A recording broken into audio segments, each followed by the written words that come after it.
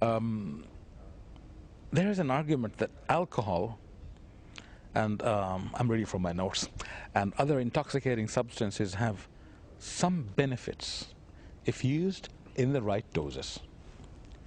So, is the use of these right doses allowed in Islam? Why not? What you mentioned, that there are some benefits Allah has already mentioned in the Quran, which I quoted to you. Yes. Surah Baqarah chapter 2 verse 219, that in the intoxicant there are benefits and loss, but the loss is more than benefit. For example, today science tells us that beer keeps you warm. So if someone says that I want to have beer to keep myself warm, you can very well have honey. Honey keeps you more warm than beer. But you don't get the kick in the honey what you get in the beer. So they're doing it for the kick, not for keeping themselves warm. So people should not have small excuse for having it. But at the same time, Allah also says in no less than 4 different places. In Surah Baqarah chapter 2 verse number 173, Surah Ma'idah chapter 5 verse number 3, Surah Anam chapter 6 verse 145, and Surah Nail chapter 16 verse 115, that if under compulsion, if you disobey Allah subhanahu wa ta'ala, Allah is Rahman Rahim. That means if your life is in danger, and if alcohol is the only thing that can save you, for that time it becomes permissible. For example, you're going in a boat and you have no food to eat. Fine? And you're hungry for many days, and pork is the only thing available in your boat. So for that time, it becomes permissible to save your life. But the moment you come on shore, it becomes haram for you. So, as a last resort, if you're going to save your life, for that time only it is permissible. And otherwise, to say having the right doses, if someone says that fine, you know, I'm a social drinker, I drink only 1 peg. Every alcoholic, when you try and interview him, he was initially a social drinker, then he becomes alcoholic. Bas ek jam, isn't it? Yes, he starts as a social drinker. Yeah, I challenge you to meet any social drinker who is drinking regularly, even for a year, and has not got drunk. And when you drink alcohol, today science tells us there is an inhibitory center in your brain. This inhibitory center is inhibited by the alcohol. So you don't know what you're doing is right or wrong. For example, if you want to go for the call of nature, your inhibitory center will tell you, don't do it here, go to the toilet. Now, when you have alcohol, this inhibitory center is inhibited. So what you do, you don't realize. And that's the time you do things which are not correct, which are illogical. For which you'll regret later. You'll regret later. That's the reason most of the cases of incest, which is a very grave sin, you know, incest is a very grave sin, having sex with some of your close relatives. Majority are done in the state of intoxicants. And besides that, there are so many diseases you can have with alcohol.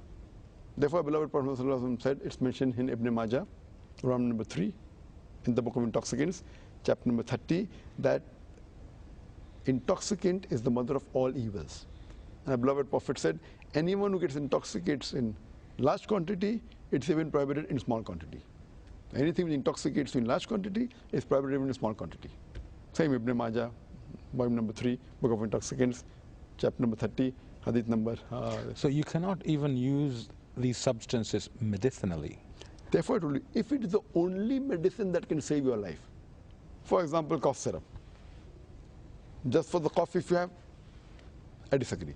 But if it's a drug that is going to save you, if you have certain diseases, and alcohol, the drug you're having contains alcohol, it is the only drug that can save your life. For that moment, it becomes permissible. I see. Take, for example, say a substance like diazepam. Now, popularly known as Valium, I guess. That's right.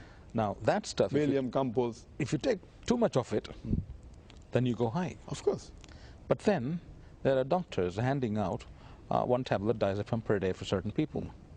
Not necessarily to save a person from between life and death, but for other reasons. Is that okay? If the psychiatrist, it should be a psychiatrist who prescribes. Today, we have every Tom, Dick and Harry doctor giving. That's not correct.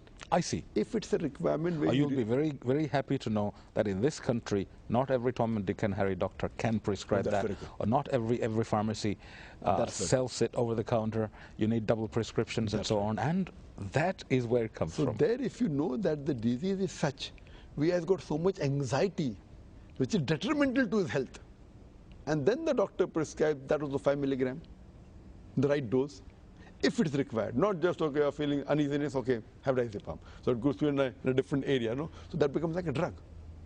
So if it's a requirement, your disease is such, like super anxiety or really some psychological disorders, where it's required, then it's permitted. I see. So again, it is a question of life and death when it comes to life or that. death, or something major drawback in your health. A major drawback, not you're feeling warm. Exactly. Oh, so sorry, not that you're feeling cold and you want to feel warm. Okay, so we have all these blessings that God has given us all over the universe, ni'mat min Allah, and we avail ourselves of these ni'mah at wish almost. But when we take these blessings from the universe, do we carry with the blessings a certain amount of responsibility, you think? Of course, it is. See, one thing is all these blessings. First, we should be thankful to Allah subhanahu wa ta'ala for these blessings. My basic question to people, sometimes an average human being may be thankful, okay, if God has given him wealth, so he's thankful. He fails to realize most of the human beings, the basic thing we get is free. The most important thing for life is air. Air, yes. I'm asking you the question, how many human beings thank our Creator Allah subhanahu wa ta'ala for the air He has given us? How many? I doubt whether even 1% of the human beings may have thanked Allah for the air He gives them free. They ignore it. They then comes water. Then comes all the, therefore Allah says, then look at the signs of Allah subhanahu wa ta'ala. Which of the favors of thy Lord will you deny? Surah Rahman. Which of the favors of the Lord will you deny? So here we find that all these are favors. At the same time, we have a responsibility. For example, water is an example. Our beloved Prophet Muhammad said that you should not waste anything. And while doing wudu, even in a running stream of water, you should not waste it.